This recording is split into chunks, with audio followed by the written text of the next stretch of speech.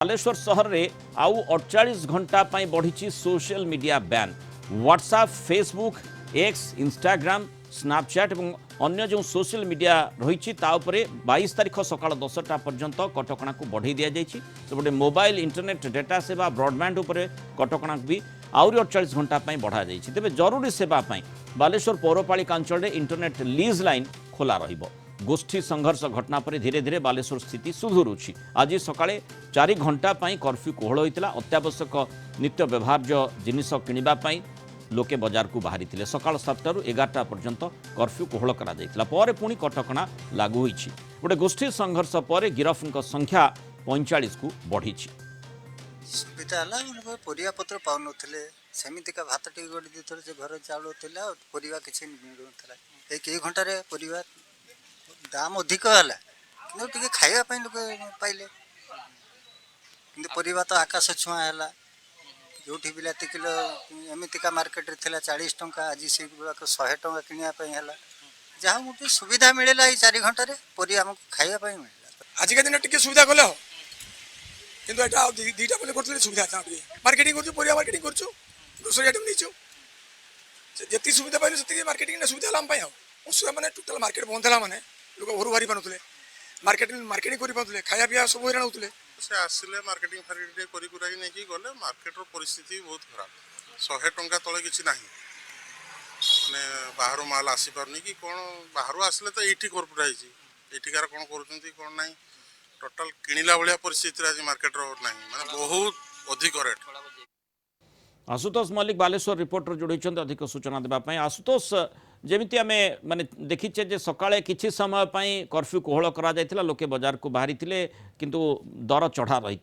मुख्य कथा होची स्थिति रे सुधार आसिलानी कि जदिओ कटकणा को पुणी थरे बढ़ा जायछि 22 तारीख पर्यंत।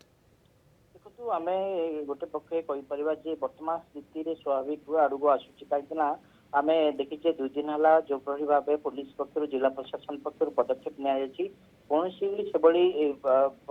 विशृंखलित परिस्थिति देखा मिलनी। समस्ते पुलिस और जिला प्रशासन को सहयोग कर भाव बालेश्वर सहर में भातृत्व पुणी थे भाईचारा फेरी आसपा समस्ते उद्यम आरंभ कर। आज सकाळु 4 घंटा बालेश्वर जिला प्रशासन पक्ष कर्फ्यू को कोहल कराइला जो लोक मैंने नित्य व्यवहार्य सामग्री किणवाई बाजार को आसते। बाजार से लोक मैंने परस्पर को देखिए खुशी अनुभव करते जेहेतु 3 दिन है से कर्फ्यू लगी घरे थे और आवश्यक सामग्री सब आज किपटे इंटरनेट सेवा को जदि कह पुणी कटकणा जारी कराई कहीं इंटरनेट सेवा जदि चालू कर बर्तमान जो भाव परिस्थिति आसूची सुधरबार जाऊँगी किसी गुजब हुए तो गुजबर अपप्रचार हेले हुए तो पुणी थे परिस्थिति को सम्मुखीन कर 45 को गिरफ्तारी संख्या बढ़ी। आगामी समय आहरी बढ़ी पारे ना वर्तमान जेतिकी जो माने गुजब सृष्टिकारी हुवंतु बा दुर्वृत्त माने सेमानकु ठाब करा जायछि एवं सेमानक विरोध रे कार्यानुष्ठान होइछि।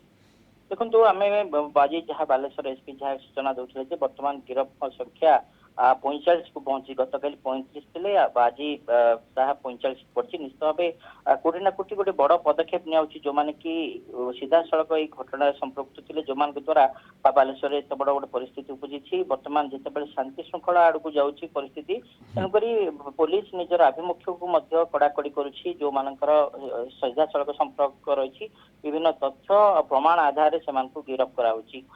जो भाव परवर्त समय एभली विशृंखलित परिस्थिति न उपजे जिला प्रशासन गोविंद विभाग समस्ते सजग अच्छा परिस्थिति को किभली भाव संग सजड़ा जापर समस्त उद्यम कर लोकंर विपुल समर्थन मिलूँ जेहेतु कर्फ्यू चली लोक मैंने घरे रोच पुलिस प्रशासन कथा मानिकी। धन्यवाद आशुतोष मल्लिक विस्तृत सूचना आम सहित।